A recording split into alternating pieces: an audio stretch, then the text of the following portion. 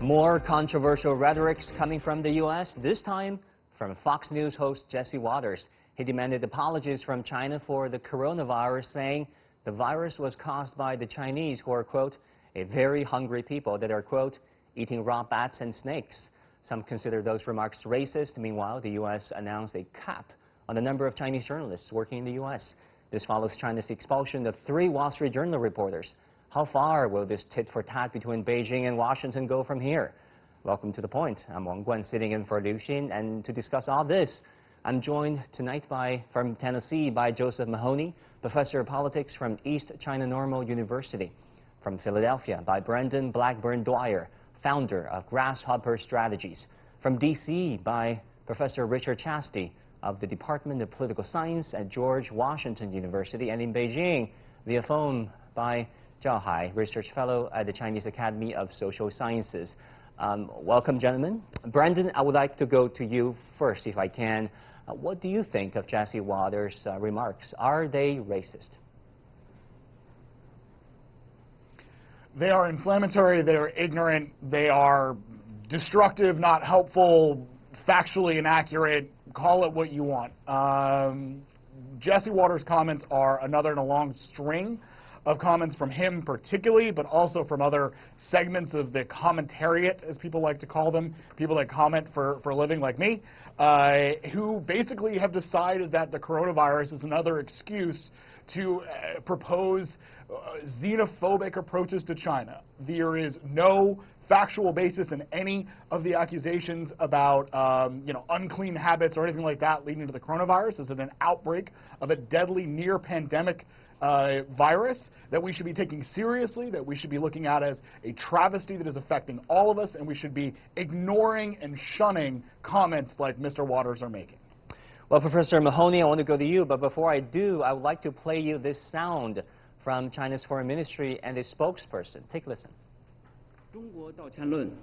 It is unreasonable to demand China to apologize for the coronavirus outbreak. So far, there's been no clear conclusion about the origin of the virus.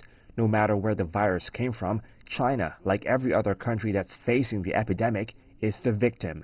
In 2009, the H1N1 flu broke out in the United States and soon spread to 214 countries and regions, causing at least 18,449 deaths in that year alone. Did anyone ask the U.S. for an apology? China's power, efficiency, and speed in fighting the epidemic have been widely praised by the international community. Chinese people have made great contributions and huge sacrifices to safeguard the health and safety of the world population. Well, Professor Mahoney, we heard 2 things, basically. Number 1, there's no definitive answer as to the origin of the virus. Number 2, there is a double standard applied by the U.S. side. What do you make of China's official response? I think there are 2 things to point out. First, I agree with my colleague at George Washington that, to put it in the frankest of terms, the person who made that comment is a provocative idiot. But aside from that, I think that the Chinese government is correct in drawing the comparison because it isn't simply this person who has sort of opportunistically tried to blame China for this outbreak, and it's good to draw comparisons to H1N1. On the other hand, I don't think the Ministry of Foreign Affairs or the Chinese government should get into the habit of responding to idiots, dropping itself down to that level. Sometimes you just have to let people chatter. All right. Well, speaking of the host, Mr. Watters, it seems that there's a track record over there. This is not the first time that he made such remarks. Actually, he did a segment back in 2016 whereby he did a Man on the Street segment in Chinatown in New York. And then his remarks back then got quite some backlash. For example, Alexandra Ma, an associate editor at Business Insider, said, same Jesse Watters, who did karate kicks and made fun of New York City Chinatown residents in 2016, is it. And another Twitter user, J. Frank Alenendez, said, now that Chris Matthews has resigned from MSNBC, please do the right thing and fire Jesse B. Watters. He continued to peddle disproven conspiracies. Rid your network of this disgrace. Professor Chasdi, I want to go to you. What do you make of those comments? Do you think there should be consequences for the Fox News host? Well, I think those are racist comments, and they're completely reprehensible and completely disgusting. I think you need to understand what a person like this is.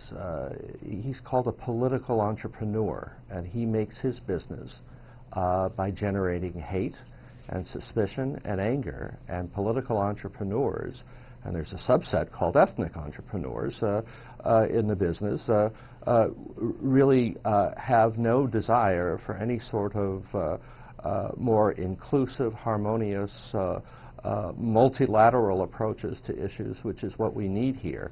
This is a 21st century problem that many scholars have talked about, which crisscrosses borders and which requires multilateral solutions, and the funds needed and the clearly articulated statements made about the scope of the problem in order to combat this effectively. So let me reiterate, I think that this person should be terminated from his position. Well, okay. So Mr. Zhao, I want to go to you as a scholar and also a Chinese citizen. How do you feel about the Fox News host's remarks? Let's just say, let's call what this is. This is a racist person who's spewing out racist terms on TV. And also, I think it's very important. I agree with the Professor Chasdi has just said.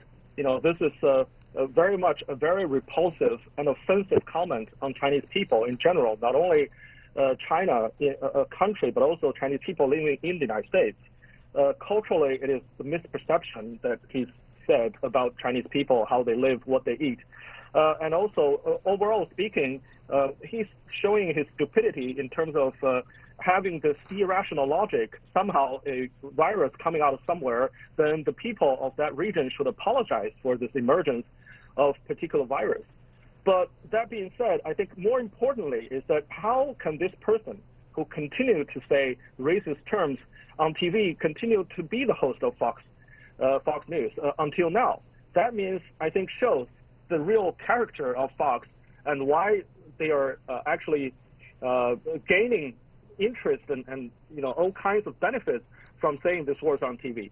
And also, I think there's a general audience who potentially welcome this kind of racist message because they have their own grievances, they have their own problems, they wanted to blame somebody else. And this person wanted to satisfy those people's kind of need.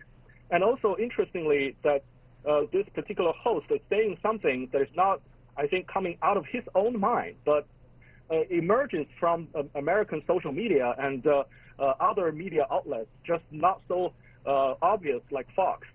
There are conspiracy theories conjured up by some people in the United States trying to blame this whole thing on the Chinese people and Chinese government. And this person just said something or recite something that has already been in existence in the media. Right. Talking about U.S.-China relations in general, they're not just words from a TV network, but actions from the U.S. government. We understand that the U.S. State Department, the U.S. White House just put a cap on the number of Chinese employees in the United States, basically slashing the number of Chinese employees allowed in the U.S. from 160 to 100. So Brandon, I want to go to you. The U.S. side emphasized that this move is along the lines of quote-unquote reciprocity. Do you agree that it was reciprocity that was upheld?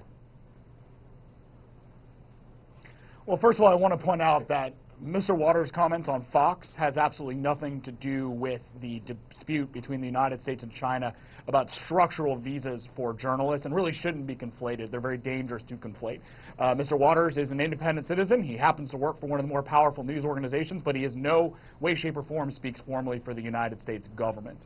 On the other hand, when we want to move over to the U.S. government and the dispute over journalists, if you want to take the order by the U.S. government at face value, there is logic behind calling this a reciprocity-based move. China has a long history of limiting the number of journalists able to operate inside China. They have a long history of using soft techniques to limit their stay, including giving at times only 30-day visas, at other times less than 6-month visas, at other times denying visa extensions, to limit the ability of those journalists to do their jobs. The United States government is making, I think, the rather strong, and I'm not necessarily sure I agree with, move to create a reciprocity of limiting on 5 major Chinese-owned news organizations the number of journalists to match about what China allows in terms of foreign journalists operating inside China, to about 100. Now, I may not agree with that. I don't think that this is the right approach to handle this very sensitive issue about journalists operating in other countries. But if you want to take the logic of it, reciprocity does have logical foundation, in fact, in that China has about 100 authorized foreign journalists from U.S. organizations, and the United States is basically saying, hey, all right, well, we're going to have about 100 authorized journalists from Chinese media organizations. Well, Professor Mahoney, do you agree with what Brendan just said? Well, I think that his logic is somewhat sound, but I think that there's a little more to the story. My first encounter with Chinese media came in the early 2000s in the D.C. area. And it was clear that a lot of Chinese media at that point were working under an unwritten double standard. There was a lot of hostility towards them. But I think this is part of I don't think this is just really about, you know, the Wall Street Journal. I don't think it's really about the op-ed headline that sort of provoked a lot of this. I think it's related to several other factors. First, I think there's this new logic that the Trump administration is really trying to push, where anything coming out of China, whether it's a media organization or Huawei, it's this attempt to try to say these are corporate entities of the Chinese Communist Party, and we're going to try to put political pressure, economic pressure, whatever we can, on these things as part of this big conspiracy directed against them. So I think on the one hand, there's this approach where they're going to try to group all of these things against the Chinese government. The next issue is, you know, this is opportunistic because there's long been a lot of anger in the United States towards in American media towards what they perceive as their treatment in China. And you know, this growing hostility in the U.S. that this president in particular has galvanized, and he's been followed, unfortunately, by Pelosi and a few others. And so this is a convenient target, especially in an election year, especially a president who's facing criticism for his own handling of the coronavirus outbreak. Professor Chasdi, Secretary of State of the U.S. Mike Pompeo, said in a statement that the decision to implement this personnel cap, referring to the slash of Chinese employees operating in the U.S., is not based on any content produced by these entities, nor does it place any restrictions on what the designated entities may publish in the United States, quote unquote. Do you think that is the truth, or rather the whole truth? Well, I think that statement begs the question about why now, at this particular time, has the Department of State decided to label Chinese news outlets as foreign missions. And I think, as I read through the statute, the Foreign Missions Act of 1982 this morning, my take on reciprocity, which is the first of 4 different points that this particular act is to address, I read it in a more positive sense, rather than looking and trying to get some sense of what the framers of this particular statute were thinking. Having said that, this is really, I think, a politically driven issue. And it's politically driven on both sides. I mean, you had a situation where a Chinese spokeswoman said, let's play. And if this tit-for-tat set of activities continues, it can only be counterproductive. I would hope that one or both parties involved understand that in international relations, issue areas are related. and one or both sides might be able to, in a sense, take a hit, absorb it, and essentially remind the other party at a propitious time that there was some effort to just take the hit, and could to take that into consideration, dealing with whatever issues are under consideration at that particular time. That seems to be a more constructive way of approaching this.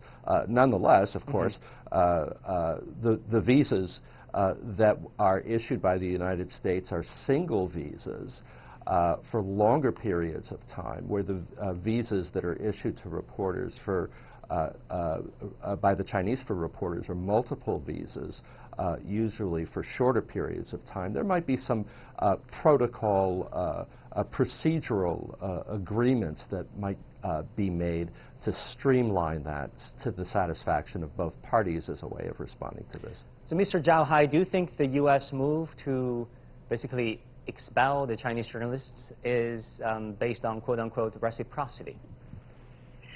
No, I think our colleagues here are taking this matter too lightly and looking at this too isolated.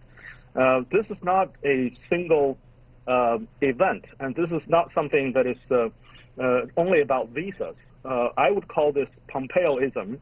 That has already happening since Pompeo took over the Secretary of State in the United States, and continuously pushing the policies that Professor Mahoney has just pointed out, a whole of government approach that's naming all of the organizations, companies, agencies as some arm of the Chinese Communist Party.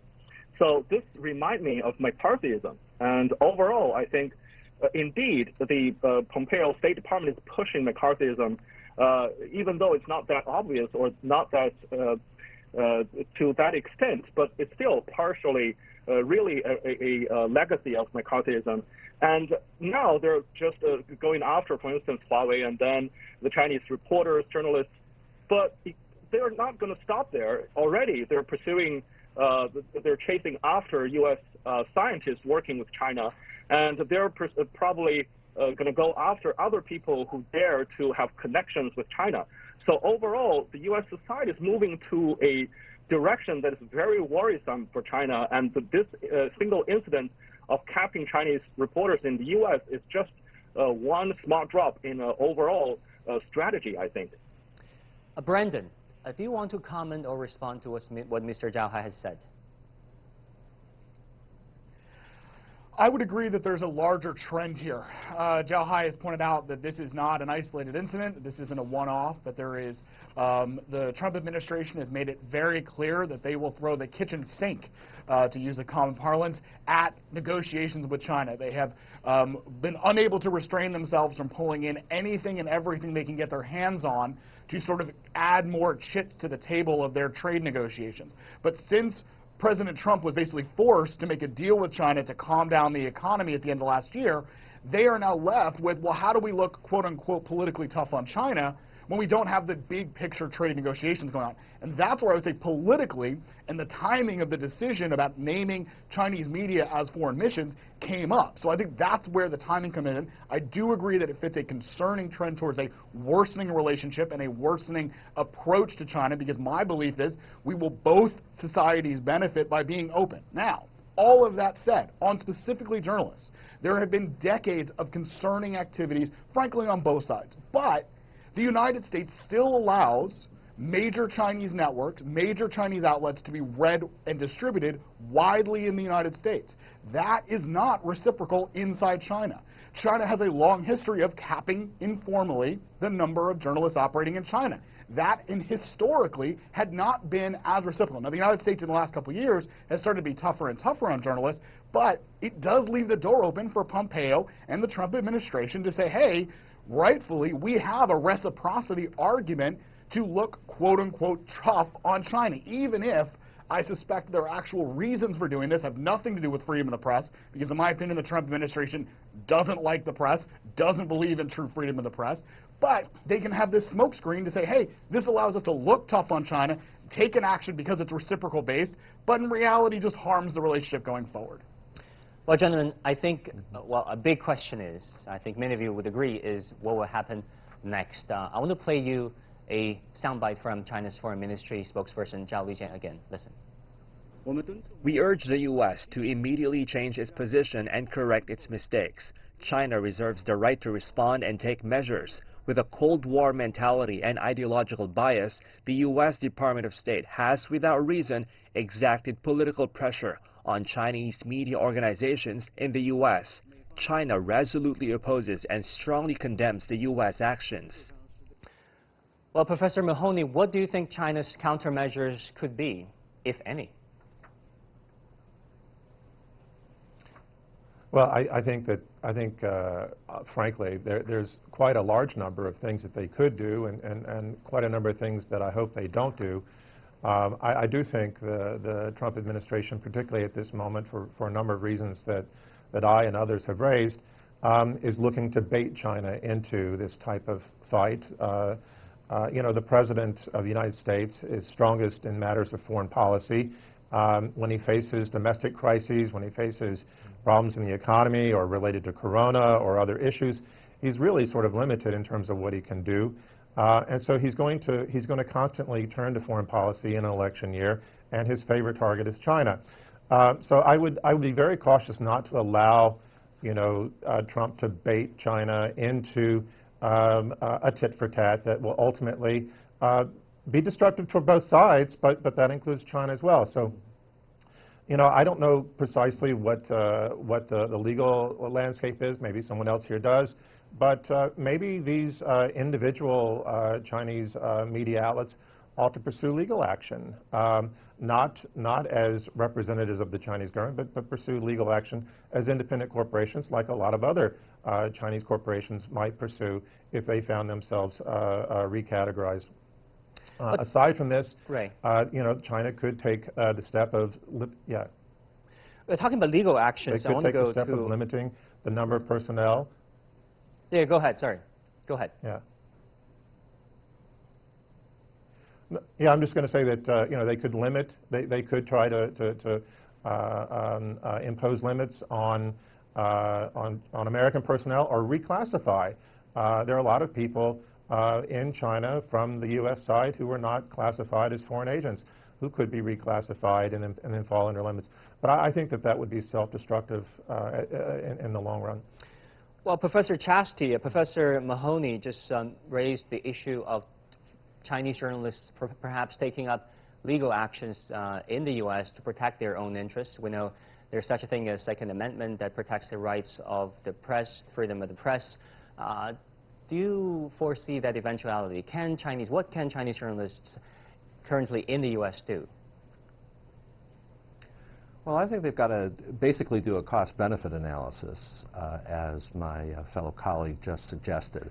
And it might be that in the long run, it might be more detrimental than beneficial to pursue the legal route, which these corporations, if defined as such, certainly can do through the American court system. I think one useful way of thinking about this entire matter is that we want to think in the wake of the recent activity of essentially coming as close to a trade war, if not in a trade war, that we've come over the last year or so, that we want to think about what's happening is jockeying for negotiation, bargaining leverage by both powers. Several political scientists have talked about the importance of bargaining and negotiation and networks of hierarchies in terms of diplomatic and political processes as a hallmark of the international political system. And so in a sense you might think about this as a way of setting up the best position possible for each side as there is a continued pursuit over laws and protocol that would be mutually beneficial for both sides. So it's not clear to me that the judicial route would be best to take. That's certainly an alternative, but the legal has always got to be counterbalanced with the political effects. And since this is really a political game in the making, that might be what's predominant here. Well, Mr. Zhao, what do you think Beijing could do, or rather should do at this point? Should they just let this go, or, there's more to this tit-for-tat? Where is U.S.-China relations right now after this episode involving journalists? I want to make 2 points. First of all, I want to respond to Brendan just early on that, even though there's a limited number of foreign reporters in China, for instance, there's only 100 and China has 160 in the U.S. However, U.S. The news agencies hired a lot of local assistants to help those journalists to understand China because of the language barrier, and also they're collecting enough information to publish almost daily of Chinese stories in major U.S. news outlets. So there's no real cap or limit to how the information is collected or transmitted and published in the United States. On the other side, even though Chinese nationals will be probably capped and restricted in the United States, so far the U.S. hasn't restricted Chinese local hires and people who are helping the Chinese news agencies in the U.S. right now. So we'll see what's going to happen next. And secondly, about China's response, if you look at the trade war, if anything, the experience is that the U.S. is first imposing additional tariffs, and China is reluctant to follow that. And the real Chinese response to the trade war is actually opening up the door more and upgrading its domestic and actually opening up Chinese market, financial market, and also upgrading its rules, having more laws protecting intellectual property. So in that front, China is still on the learning curve and trying to improve itself. I think in terms of treating journalists, foreign journalists in China, their situation, I hope, will get better, and China should not go tit for tat. For instance, restricting visas for legally abiding and really good, ethical journalists, foreign journalists in China. However, there are other ways that China can respond to the U.S. Policies, which is to really, like the professor suggested, addressing this issue in U.S. court. But I don't think that's really going to work because the U.S. it's very hard to achieve legal success in the United States. But I think China will impose probably more restrictive laws if the foreign reporters have biased or insulting reports against China. China will take more resolute actions against them. Well, Brendan, you have been in China. You were in China for many years. How do you feel about media on both sides, well, as many perceive, caught in the crossfire of U.S.-China relations?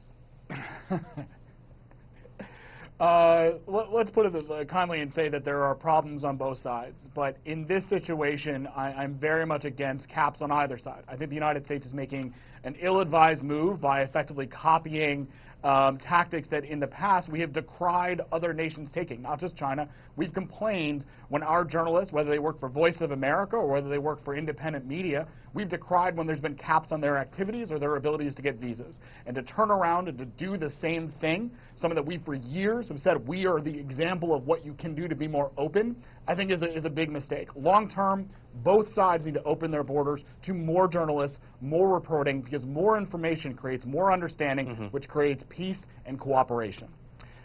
Well, I want to thank all of you, gentlemen, from around the world. Thank you so much for your time. I'm afraid that's all the time we have for this edition of The Point. As always, follow us on Facebook and Twitter using the handle The Point with Alex. Download the CGTN app to watch our show, or go to YouTube and look for CGTN The Point. Thank you so much for watching.